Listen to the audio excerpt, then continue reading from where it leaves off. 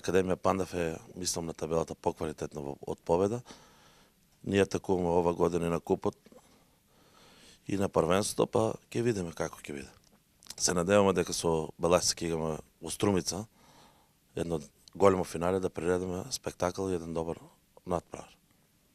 Го извлековме најквалитетниот противник од овие 4, не само по пласманот на табелата, меѓутоа и по на се што го има Академија Пандев прикажано, еден сериозен противник, меѓутоа ако победа ја елиминира на Шкендија која што е неприкосновена во македонското првенство, мислам дека има шанси против секоја друга екипа да победи. Струмичката јавност го посакува истото.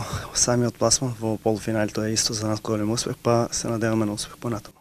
Па од тоа што ги пројде и Вардар и Работички во текот на квалификациите, се надеваме дека и пласман во финале би бил заслужен.